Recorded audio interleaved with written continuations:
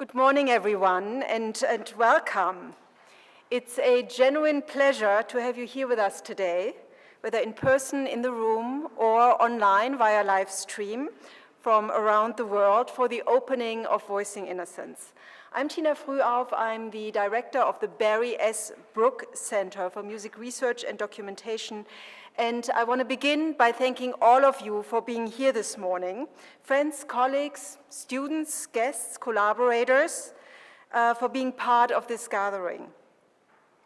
We're delighted to share these 2 days with you as we explore a work that reflects the depth, urgency, and transformative power of contemporary opera.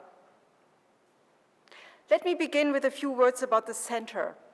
Founded in 1989 by Barry Brook, one of the great musicologists of the 20th century, the center was envisioned as a hub for research that both respected tradition and embraced change.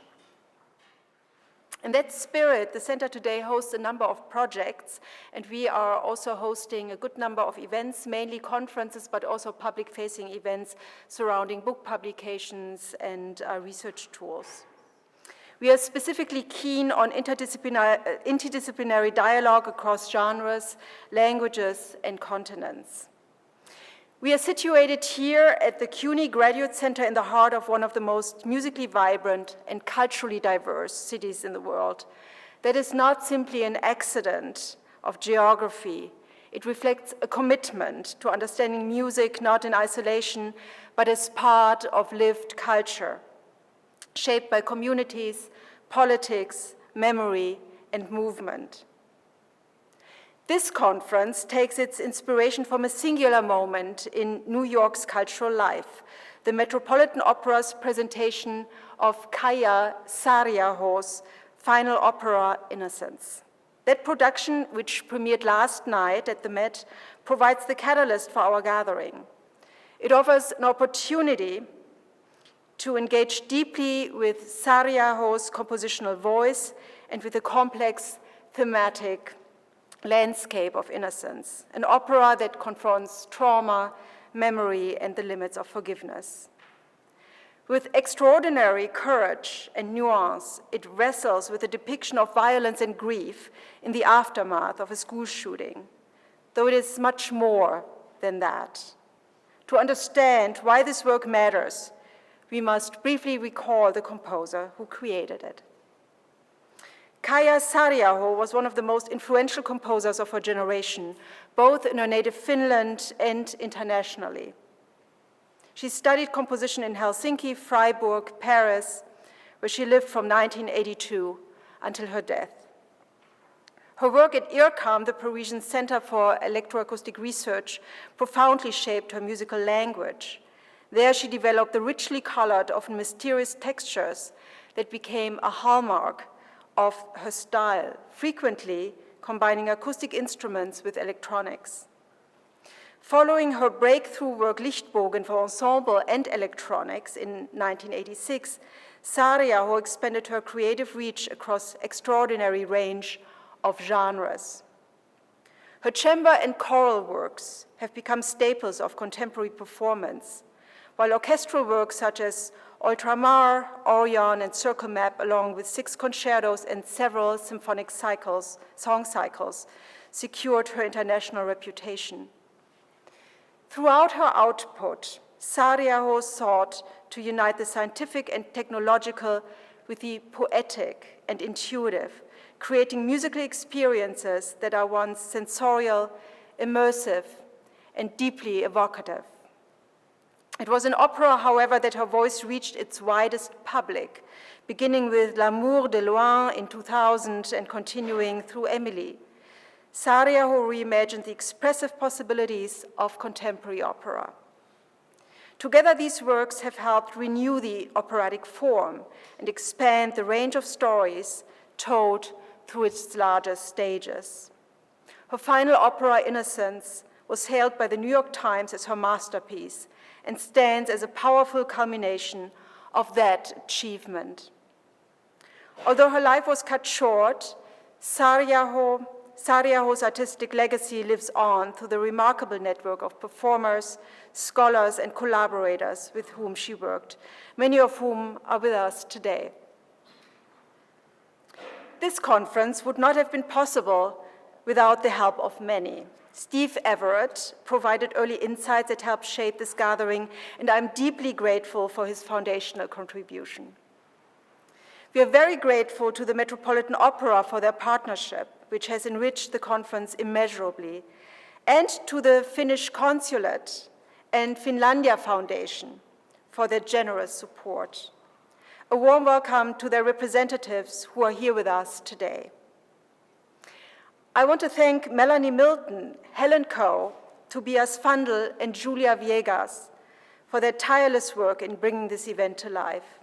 We are delighted as well to collaborate with the Overdrive Festival taking place this and next week, and you should attend if you can and if you're still in town, because this festival is going to extend our exploration of Saariaho and her legacy into performance.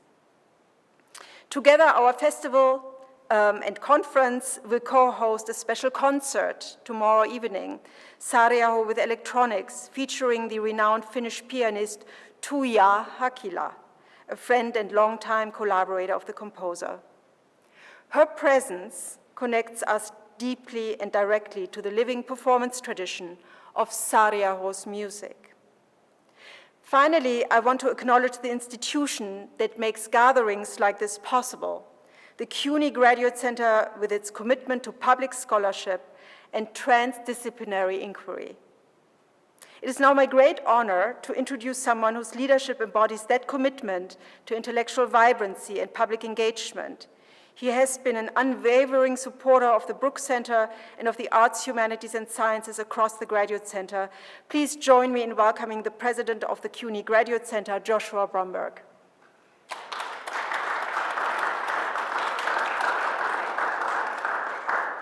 Thank you, Tina. Welcome to everyone here in person, as well as to those online.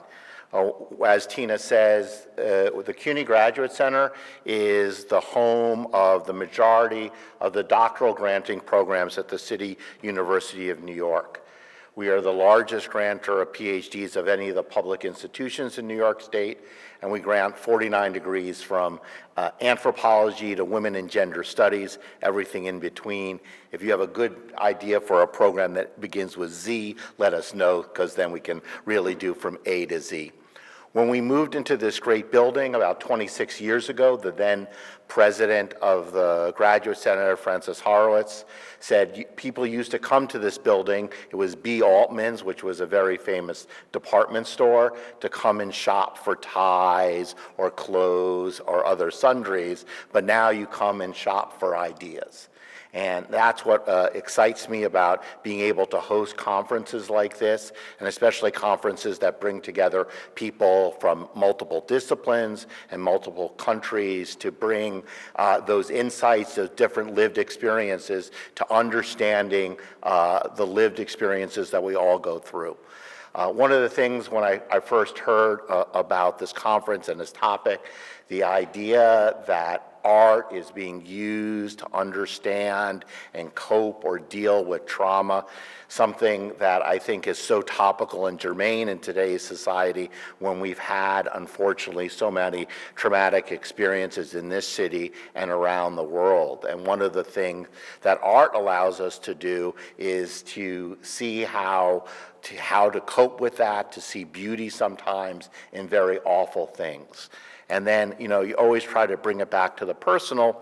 I'm a neuroscientist by training, and I study at how environmental experiences affect the development of the brain. So we know how traumatic experiences impact things at the cellular level, therefore impacting our behavior. And then being able to grapple with some of those issues through something as beautiful as song and music is something that I think is great. And I look forward to hearing some of the talks over the next 2 days. And And to continuing our introductions, I want to first thank the Finnish government for helping support this, and welcome up the Honorable Jarmo Sareva, which I apologize, I probably said that wrong, the Consul General of Finland. Thank you.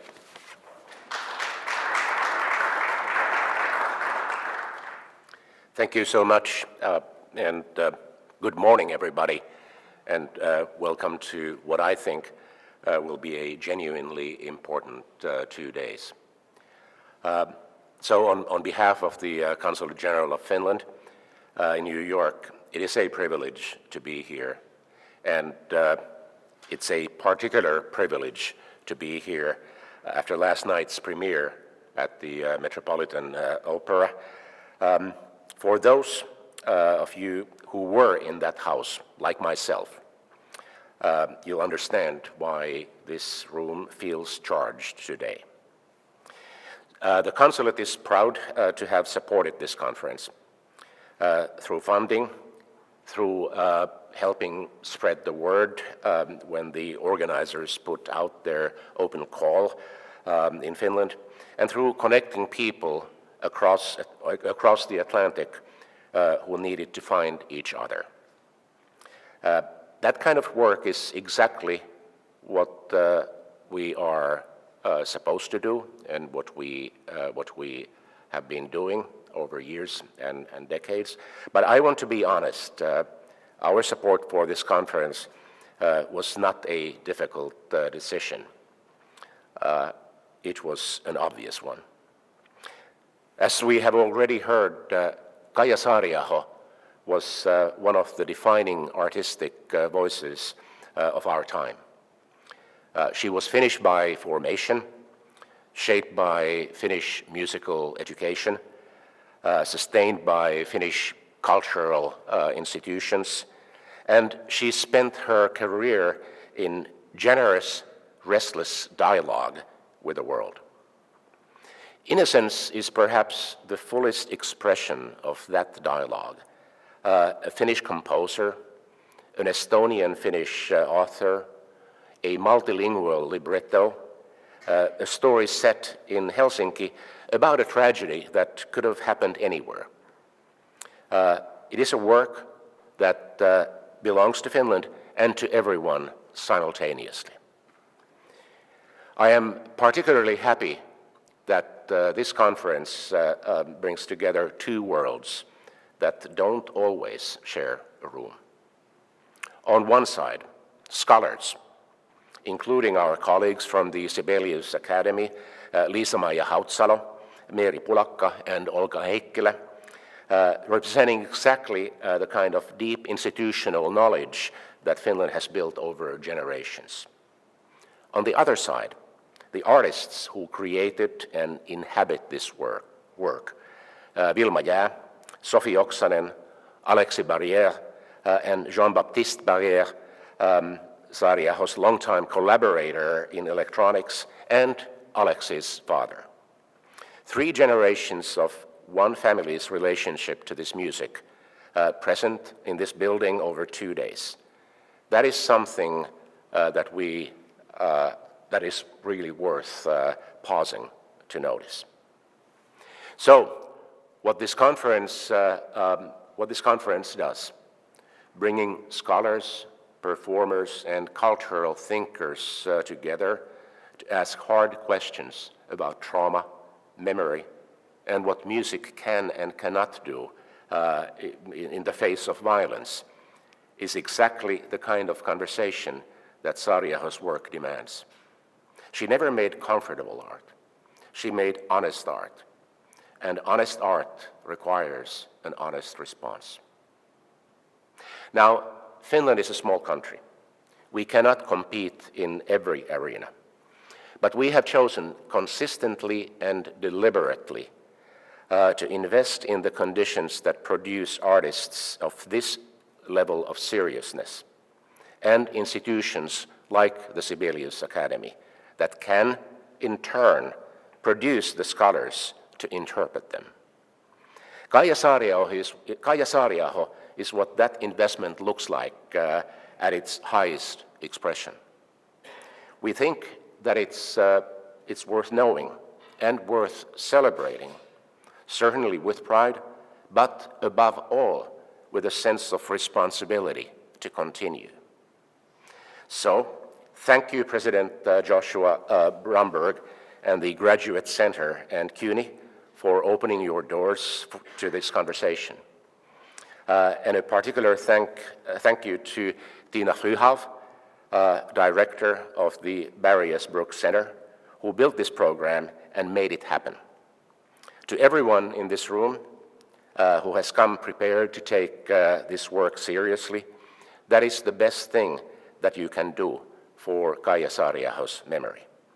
Kiitos, thank you, and please enjoy the conference.